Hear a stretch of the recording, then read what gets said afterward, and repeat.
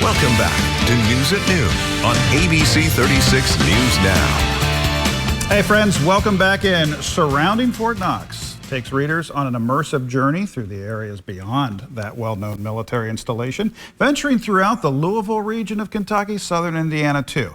The author, known for his deep appreciation and understanding of the natural world, meticulously documents the history and the natural wonders that make this region unique. And here to talk about the book is author Ronald Van Stockum. Thank you so much for coming in today, Reggie. We appreciate it. Lisa, that's just great to be here, see you and Doug, and talk about these wonderful journeys, because these are journey logs and really are a way of learning how to get lost in Kentucky. Wow, I like the sound of that, Reggie, and I'm ashamed to admit we've been here 26 years. This is a part of Kentucky that I have not been to, so I'm going to use your book as a guide to get me there. And tell the viewers a little bit about your process and how you weave stories, you weave history, lore, all together with that sense of nature that is really a hallmark for you. Well, thanks. These journey logs are just that.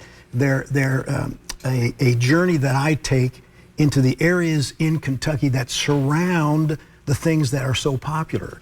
Because so oftentimes we think we want to go to Churchill Downs and we beeline straight over there and we don't see all of the things that surround the route to get there. Missing the journey. Very true. Yeah. So Fort Knox, it's not really about Fort Knox, although I deal with what was there before Fort Knox was there. Pitt's Point at the junction of the Salt River and the Rolling Fork River.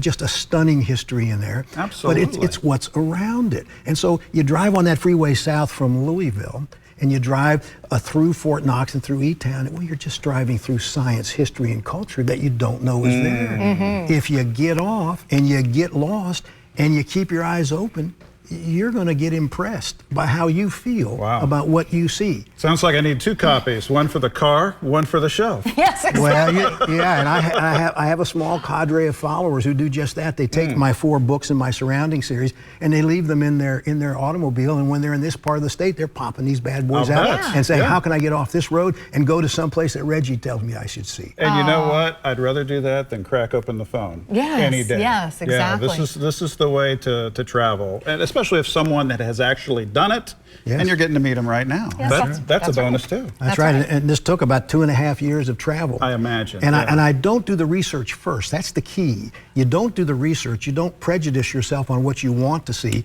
You just simply say, I'm going to go to this part of a geographic region that I'm going to study, and I'm just going to drive the back roads. I see things, I take pictures, I take notes. Historical markers are terrific. I stop for every one of them. That's great. Then I come back, and then with my notes and with the feelings that I have about what I've seen, I write it up, the first draft. And I need to do that within about the first 24 hours because I want to have that emotional patina of awe. Yes. Because that's when you do your best writing. I love it. Well, now I'm envious, Reggie, because you're living my best life. This is the life I want. It is.